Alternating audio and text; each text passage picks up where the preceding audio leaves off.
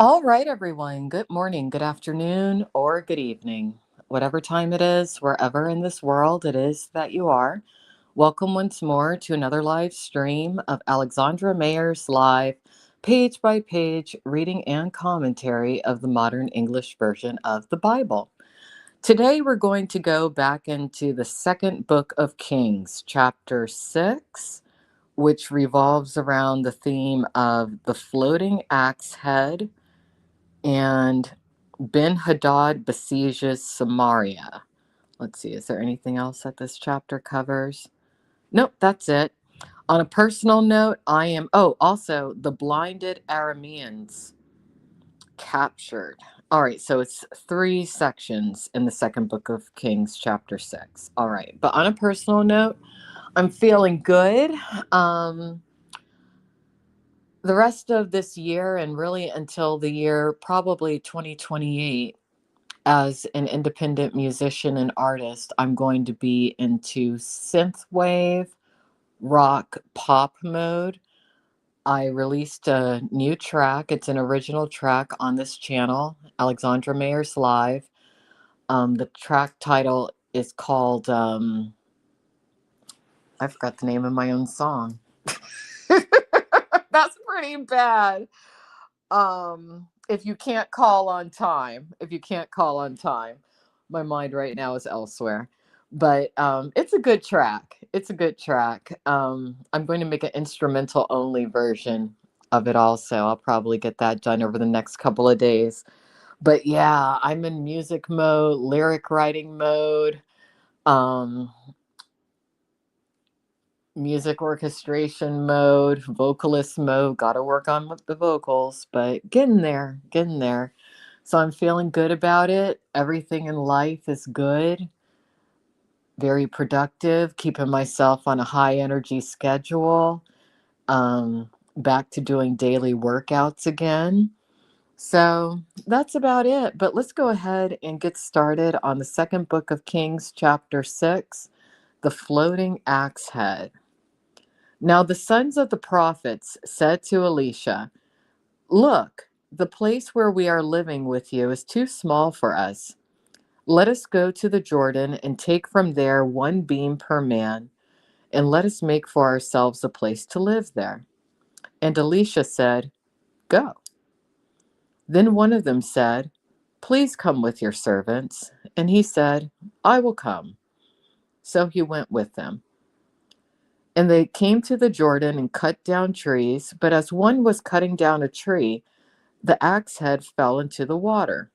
He cried, "Oh, master, it was borrowed." Then the man of God said, "Where did it fall?"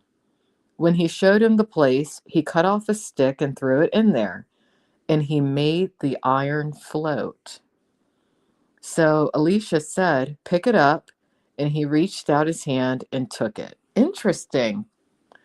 Now, if we were to equate this to how certain theorists regard the Bible on the series Ancient Aliens, I suppose somebody who's a person of science would say, well, it's possible that if Elisha had alien technology, somehow he had a magnet that was able to penetrate the water, and he was able to adjust the frequency of the magnet to where it only pulled up anything of iron.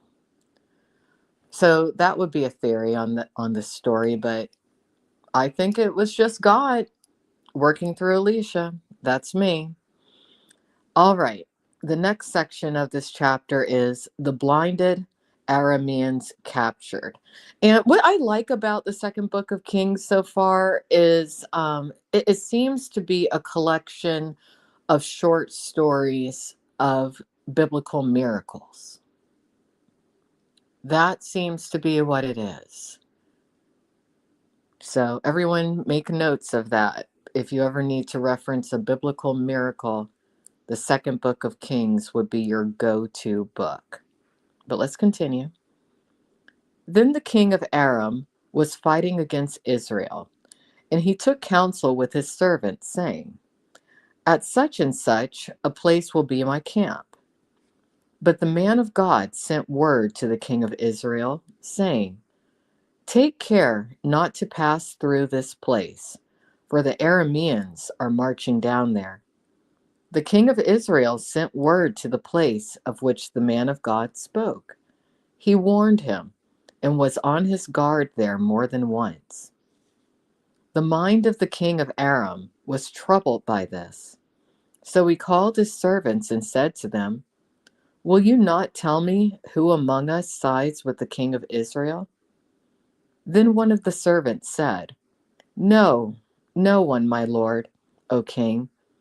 Elisha, the prophet who is in Israel, tells the king of Israel the words that you speak in your bedroom." He said, "Go and see where he is, so that I may send for him and take him." And it was told to him, "Behold, he is in Dothan." So he sent horses, chariots, and a great army there. They came by night and surrounded the city. When a servant of the man of God rose early in the morning and went out, behold, an army with horses and chariots surrounded the city. And his servant said to him, "Alas, my master, what will we do?" And he said, "Do not be afraid, for there are more with us than with them." Then Elisha prayed, "Lord, open his eyes and let him see." So the Lord opened the eyes of the young man, and he saw. And behold, the mountain was full of horses and chariots of fire surrounding Elisha. I really like this. And this is a good lesson because those of you out there listening at a later time, or if you're listening live for the right or the wrong reasons, sometimes when you're contending with your enemies, even if you don't consider them your enemies, maybe they just consider you their enemy. But whatever the adversary, if you are a Christian, a solid Christian who understands and reads the Bible, who abides by God's word and who follows the golden rule, and I'm not saying you got to be perfect, but if you have good intention, you are never alone. God is with you. And even if there's 100 people that you got to stand up against or more, even if they think they're only coming at you, one person, in actuality, they're coming up against legions of angels. You might not see them, your adversaries might not see them, but trust me when I say they are there. So let's continue. When they came down to him, Elisha prayed to the Lord, "Strike this people with blindness." And he struck them with blindness according to the word of Elisha. Elisha said to them, "This is not the way, and this is not the city. Follow me, and let me bring you to the man whom you seek." But he led them to Samaria. When they entered Samaria, Elisha said, "Lord, open the eyes of these men and let them see." So the Lord opened their eyes, and they saw, and behold, they were in the middle of Samaria. The king of Israel said to Elisha when he saw them, "My father, shall I kill them? Shall I kill them?" And he said, "You shall not kill them. Did you capture with your sword and with your bow those whom you want to kill? Set bread and water before them, and let them eat and drink, and then go to their master." So he prepared for them a great banquet. When they had eaten and had drunk, he sent them away, and they went to their master. So the Aramean raiders did not enter into the land of Israel again. All right, here's the final section of the second book of Kings, chapter 6. Here we go. Ben-Hadad besieges Samaria. After this, Ben-Hadad, king of Aram, gathered all his army, went up and besieged Samaria. There was a great famine in Samaria, and they besieged it until a donkey's head was sold for 80 shekels of silver, and 1/4 of a cab of dove droppings for 5 shekels of silver. As the king of Israel was walking across the city wall, a woman cried out to him, "Help, my lord king." He said, "If the Lord will not help you, how can I help you? From the threshing floor or from the winepress?" And the king said to her, "What is wrong with you?" And she said, "This woman said to me, 'Give your son and let us eat him today, and we will eat my son tomorrow.' So we boiled my son and ate him." Oh, that's horrible cannibalism. "The next day I said to her, 'Give your son, that we may eat him.' But she has hidden her son." When the king heard the words of this woman, he tore his clothes. Now he was walking across the city wall, and the people looked, and behold, he had sackcloth underneath on his body. Then he said, "So may God do to me, and even more, if the head of Elisha, the son of Shaphat, stands on his shoulders after today." Now Elisha was sitting in his house, and the elders were sitting with him.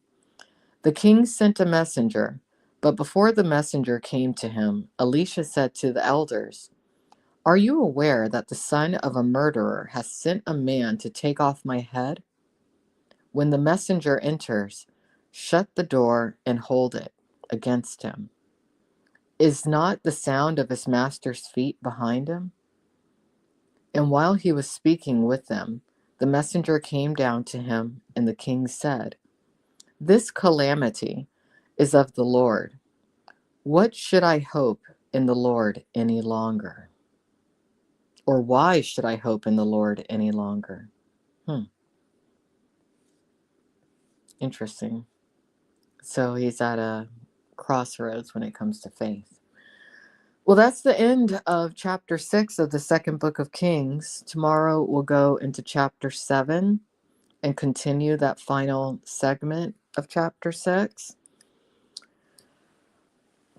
I'm going to rest a little bit the rest of this evening, but I do have some energy, so I guess I'll probably lay down for about half an hour, and then I'm going to get up and commence on fine-tuning some upcoming tracks. But again, I hope all of you out there have a wonderful rest of your week. We're getting close to the weekend. Those of you out there who are responsible adults, I'm sure you've had a busy week. So I'm sure that you'll enjoy your weekend.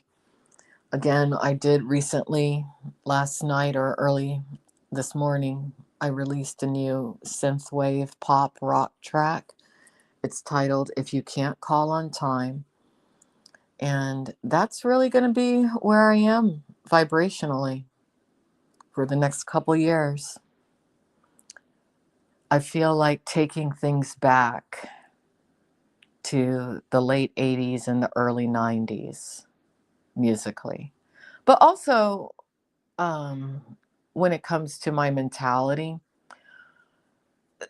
when it comes to certain communities that I've covered over the past few years, there's definitely an effort to normalize illegal substance use and abuse, and I feel the need and the call to address that.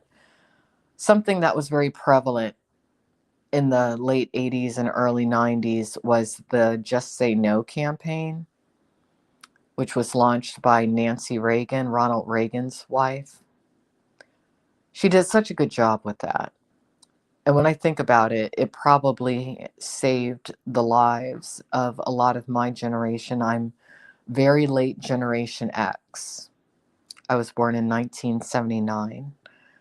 I think that young people need to be reminded of that because the substance abuse within the online communities is so prevalent. And part of the reason is that you have a ton of drug dealers trying to profit off some very vulnerable individuals. So it's time for that to be addressed. So I will start addressing it. And through my church and through some other churches that I'm aware of, I'm going to try to get other people to spread the word once more of just saying no to substance abuse, because that's such a horrible way for a young person to shorten their life through being a drug addict. It's not good. So it's time to put a stop to it so we can make this world a bit of a better place. Anyway, take care. Have a good night. Bye bye.